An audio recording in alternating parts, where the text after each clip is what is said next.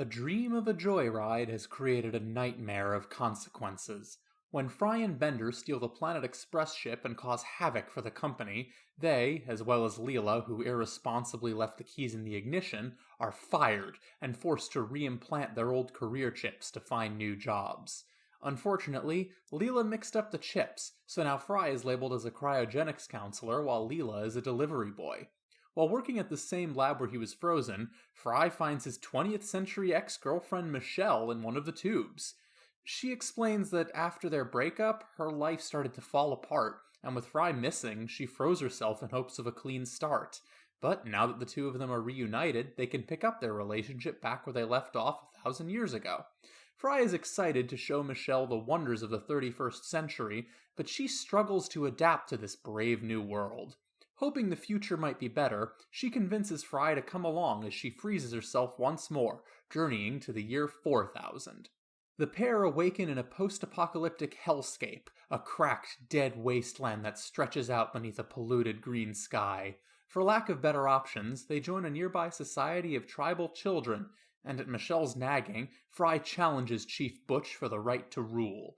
Their deadly skateboarding duel is fierce, but just before Fry can claim victory, it's interrupted by the arrival of Butch's mother in a minivan who takes the children off to Hebrew school.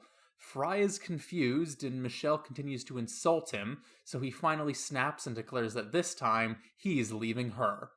Fry continues to wander the wasteland, alone this time, until he arrives at a decaying city. As the smoke clears, he finds himself in Hollywood? The rest of the Planet Express crew soon find him, relieved that he's okay. It turns out that this is not the ruins of New York in the year 4000, but Los Angeles in the year 3000. Fry and Michelle were only frozen for 2 days. Comedy actor Pauly Shore was set to be unfrozen for the millennial anniversary screening of one of his films, but when the delivery crew realized it wasn't Shore in that cryogenic tube, they tossed it in a ditch. All may be fair in love and war, but Fry has learned that in the face of an unpleasant relationship, it really is best to stand up for oneself. Welcome to Space Podcast 3000, where the future is in the past.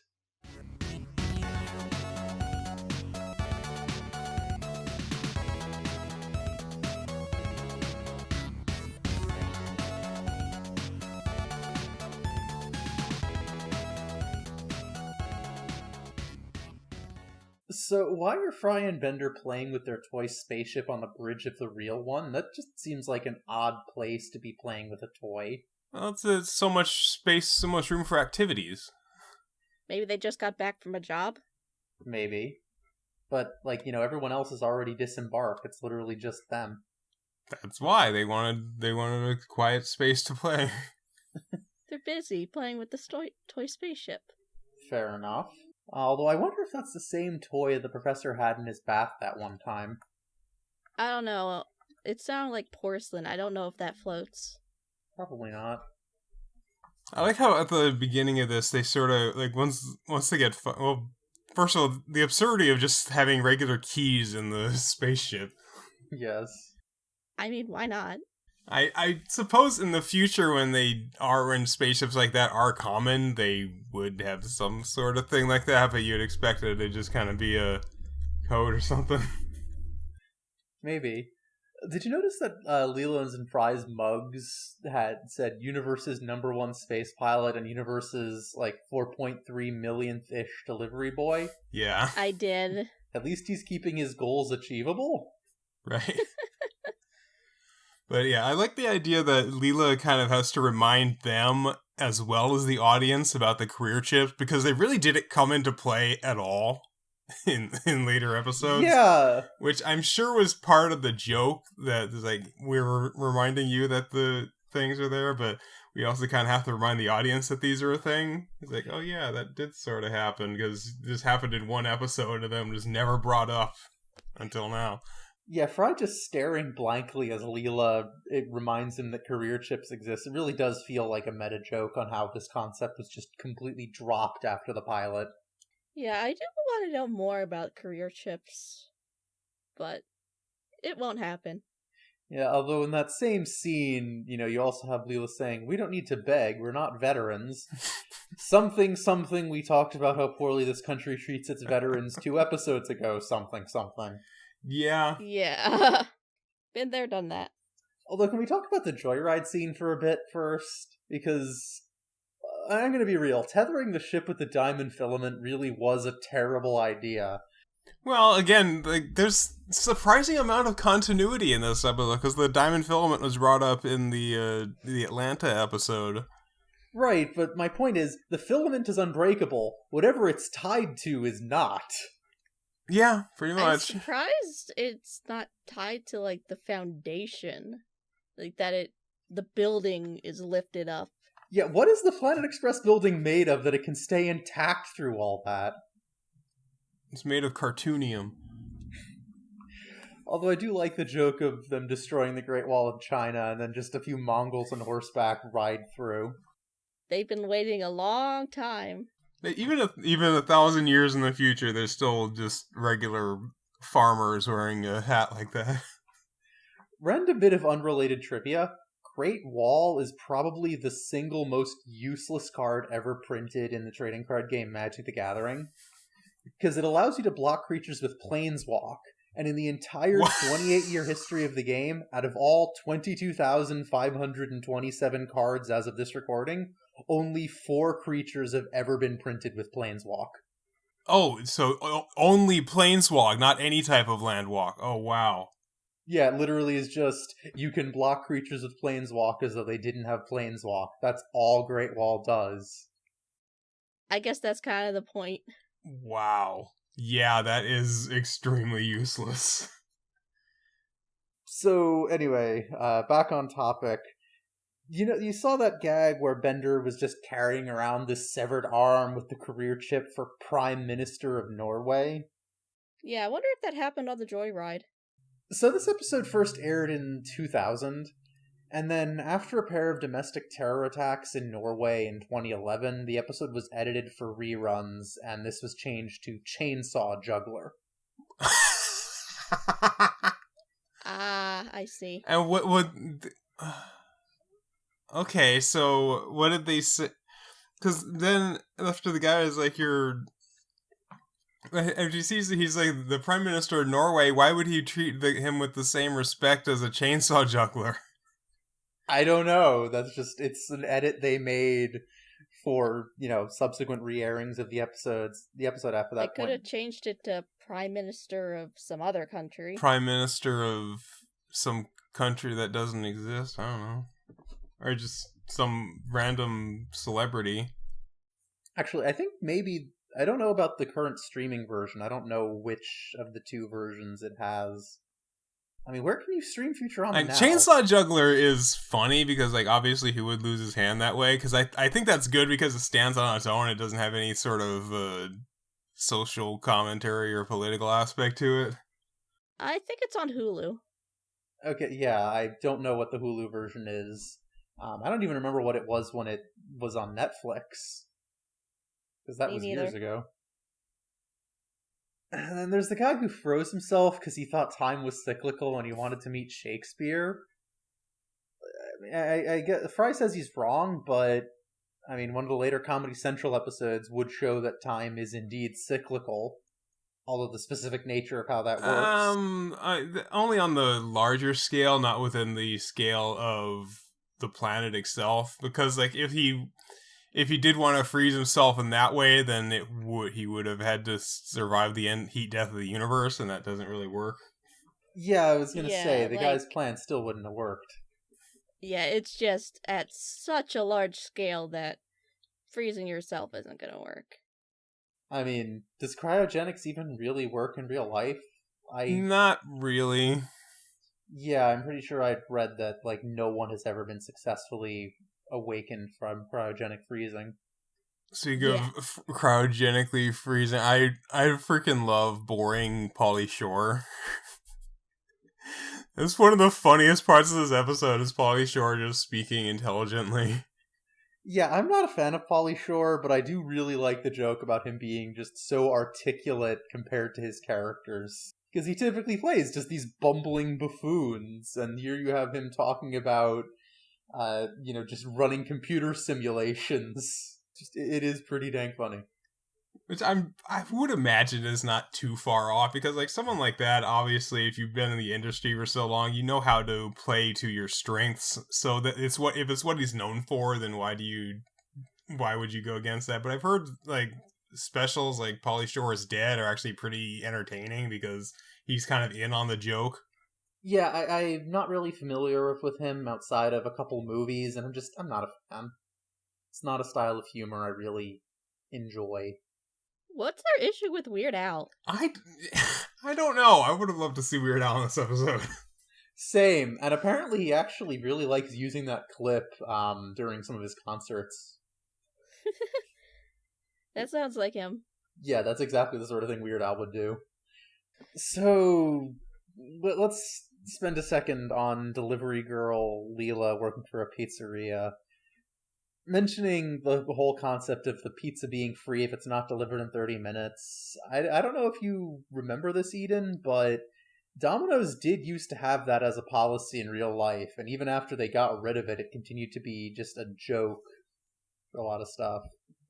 I think I vaguely remember. They got rid of it, I believe, because they discovered that it was actually causing issues. It was actually causing problems for the delivery people and stuff, like unable to get there in time, and they were like breaking traffic laws and stuff in order to get there, and it was just causing a huge like a danger, an actual danger to their lives. Yeah, the policy was dropped in, I think, 1993. And I believe it was because a delivery driver actually got in a car accident, just trying to make it on time. Yeah, it's just become so infamous now. Yeah, like, it was even satirized in the 1992 cyberpunk novel Snow Crash, with this, the main character losing his pizza delivery job when he has, when they give him a pizza that's already, like, been sitting for 20 minutes, and so he has to make it on time, and he ends up crashing into someone's pool. Surprised you didn't crash into somebody's snow bank. I mean, it's been a while since I've read the book, so I could be remembering wrong, but I think that was what happened. But, of course, then you have Leela saying she still owes $30 on the uniform, and honestly, just charging your employees for a uniform that you require them to wear is unconscionable. Yeah. That is not okay. And it's... And if anything, you would just deduct it out of their first paycheck, but even still, that's kind of a dick move. Even doing that is scummy as hell. Just, like, if you are going to require them to have a uniform to work there, you should provide it. Like, if you're going to require something, you provide it. Period. I mean, it's not like it's gonna cost you that much. Exactly. Out of the whole thing. Out of all the money you make. Like, and I'm applying this just in general, not just employers. Like, if you're going to legally require kids to be in schools, they should be provided lunch and the supplies they need. Oh, definitely. But yeah, especially with employers, man, it's just fucking unreasonable. Well, speaking of government required school, Fry's parents kept him out of school because they didn't want him to be a cheat on tax dollars. So like, okay. Which I'm like, well, it's one thing that he did end up being an idiot, and that's because he wasn't sent to school. Well, I don't know how you would even do that, because again, you're legally required to send your kids to school. You can't. There's people that get away with it. Yeah, I mean, I guess they could have said he was homeschooled, but you can just say he's homeschooled and lie. Which I would imagine happens more often than you'd think. Yeah, my former boss apparently fought for custody of his daughter after he learned that her mother was keeping her out of school because she learned that if she claimed her daughter was homeschooled, she could get, I can't remember if it was like some tax stuff or if she could get like cheat on benefits or something, but it was some whole thing where she was keeping their daughter out of school, so he had to, fight for custody. Well, speaking of awful people, let's talk about Michelle. God, yeah, it is. I do not like Michelle. It is really I'm sure cool. that was the entire point. Michelle is horrible. She is awful. It is not cool to be constantly putting down your romantic partner like this. Yeah, this is just a straight up abusive relationship. Yeah. Yeah! Honestly. At one point, she actually tells him, quit standing up for yourself. Yeah. Fuck Michelle. Fuck Like, Michelle. yeah, this is not even an arguably abusive relationship. Like, this is literally abuse. She is emotionally abusing him the entire time. Yeah. Though Fry apologizing for every bad thing that happens to her, that is a mood. Yeah. Just saying sorry over and over, even if it's not your fault for something. Not that only that, but it was stuff that wasn't even bad. She was like, I got a job walking emotionally disturbed dogs. Like, oh, I'm sorry. He was like, I got thinking. Sorry. God, yeah. To be fair, saying I'm sorry doesn't necessarily mean an apology for something you did. It can just be a way of expressing sympathy. But yeah, it is very funny to me how she's telling the story and he's constantly saying I'm sorry, and then after it gave me a chance to think, that is the only time he sounds sincere in these apologies. Saying I'm sorry is not the same as saying I apologize, except at a funeral. Before we move on, though, I do want to bring up the brief gag of Leela smacking Bender with a corded telephone. Where did she get that? Why would she have Michelle's? Why would she have a corded telephone in the year 3000? And if that's Michelle's, that just raises further question, because why would she bring a corded telephone with her in to get cryogenically frozen? I don't know. That is a question. Do people have, like, items and belongings they bring with them? Maybe they keep them in storage and whatnot. Maybe, although it would be very expensive to keep paying for 1,000 years of storage. Well, I imagine being cryogenically frozen is expensive to begin with. Undoubtedly. I don't know if Fry managed to do it. Well, his was an accident. Oh, it's so funny when Professor Farnsworth mentions Fry eating the puzzle pieces. Makes me think of the meme is like smart guy wondering why he's losing chess, and B who's been eating the pieces while he's not looking. That is very much Fry. I was thinking the exact same thing. When the puzzle says 2 to 4 years, but you eat all the pieces in only 2 months.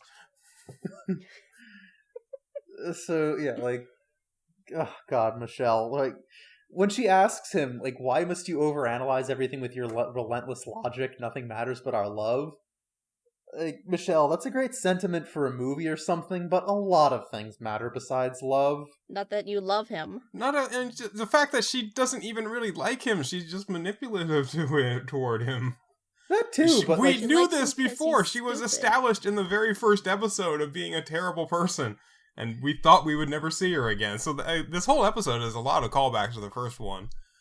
Like, that's a valid point, but what I mean is, like, I love my girlfriend, but I would not drop my entire life so that we could run away together to, like, France or something. Because you have to keep the pragmatism in mind, you know? And ideally, your girlfriend wouldn't ask you to do that. Yeah, like, it's kind of a big ask. It goes both ways, of course. And then, of course, let's do this now and never regret it. And then Fry's just like, I don't regret this, but I both rue and lament it. Very cool, Fry. Are you carrying around a thesaurus in your pocket? They end up in LA, so it's just one long joke about how LA sucks. I'm like, okay, I get it. Yeah, TZ, you're from California. How accurate is this depiction of Los Angeles? I can't compare it because I haven't really been to other parts of the country, but they really just kind of have all the main jokes there. The Chinese theater with the with the footprints in front of it. No, I mean, like, do you have roaming gangs of children wearing guns, or the buildings falling apart? Is everyone a phony and who puts cilantro on everything? Well, I like cilantro, but I have met a couple of people who are phonies, because who wants to be real in this world, honestly?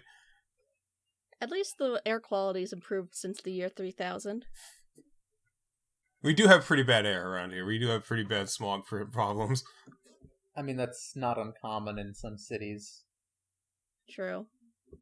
I know, I've heard California plans to, like, get rid of all non-electric cars within the next few years. That would be good. I mean, California has some of the better, is doing much better with COVID than other parts of the country because the restrictions are so strict right here.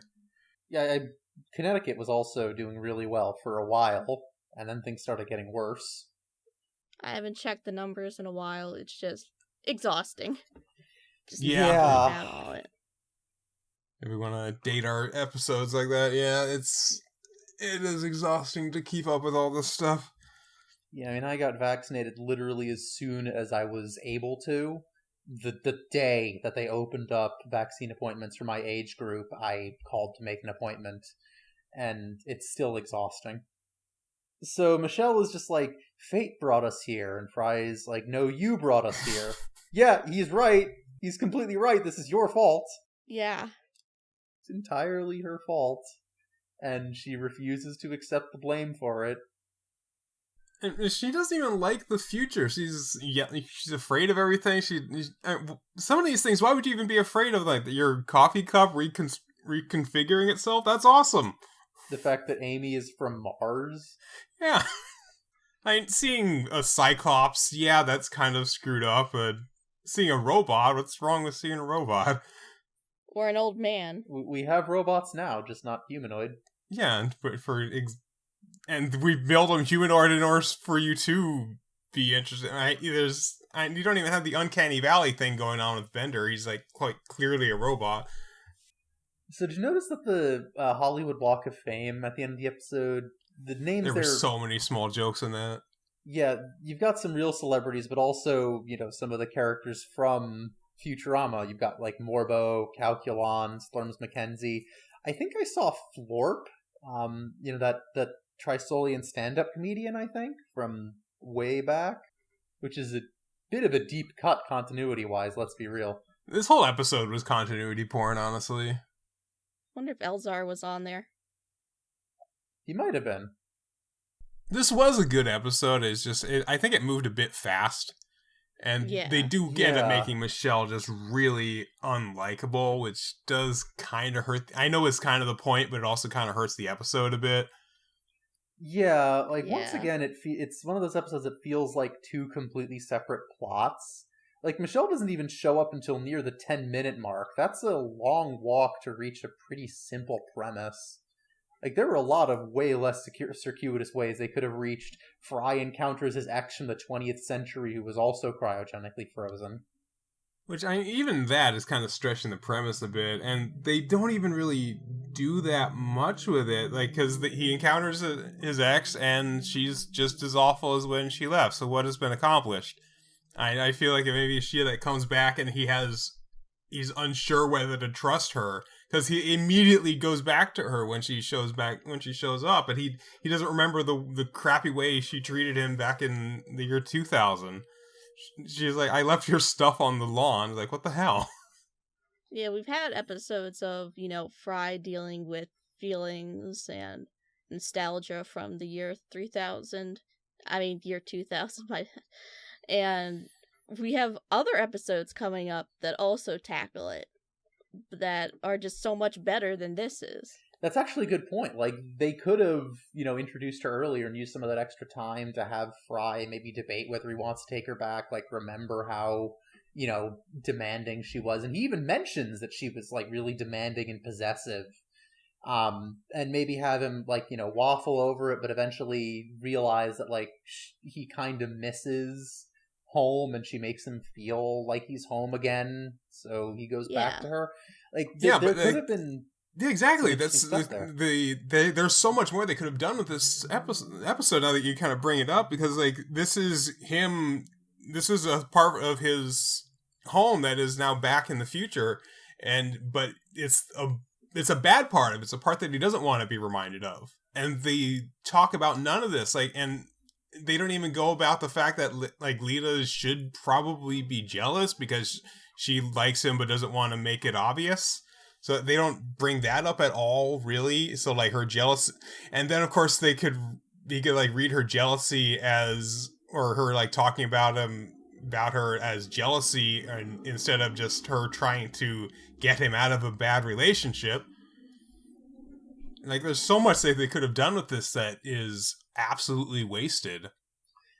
Yeah, it's definitely a bit of a wasted premise, but I do still kind of like the further exploration here into Fry, his past, and his place in the future, you know? Mm-hmm. Just realizing here that there are parts of the 20th century that were left behind for the better. Oh, absolutely. Yeah.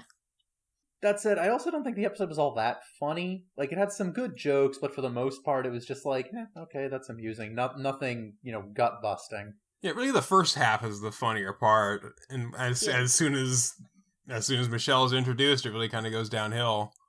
Yeah. Mm-hmm. Although there was one joke in the latter half of the episode that I really like. Just at the end, when they're with all of these, this roving band of barbarian-ish kids, Mad Max style, and then they get called away to get into this van to go to Hebrew school. And on a rewatch, you realize that was foreshadowed. Yeah, when they're counting down the thing to, was it death rolling? Yeah, before death rolling, that girl was counting to 3 in Hebrew. Like, that's a really nice touch. I like that. That made me chuckle. I only learned the alphabet. And it's just really one of those jokes. Is like they count down in a foreign language, okay, but then it's Hebrew for whatever reason, okay. I mean, to be fair, to someone who doesn't know Hebrew, it does sound kind of weird and alien. Yeah, which that's kind of true for a lot of languages from that part of the world. And to an extent, but you also have the fact, like, especially to an English ear, because Hebrew has the sound that doesn't exist in English. Yeah. Yeah, like when I was a kid studying, at Hebrew school, of course, doing that whole thing, and, learning that, and I would have peers who would ask me what the hell, and, I would try to explain some of this, and they could never do the sound. Like, it was just, I don't even know how to explain how to make the sound. It's just... It's in the throat. It's phlegm. Yeah, it's like that Jeff Dunham joke. It's like, how do you spell that? A-C, phlegm. I'm not a fan of Jeff Dunham, but, fitting joke for this, I guess. So yeah, this episode, I got mixed feelings on it. Nice premise, kind of wasted. Yeah, this was not the best ending to the season, but there were way better other episodes, which we will talk about next time, I suppose. Yep, this was just a mixed bag. In the meantime, stay safe, people. Avoid roving bands of kids with guns. Or be roving kids with guns. Or be roving kids with guns.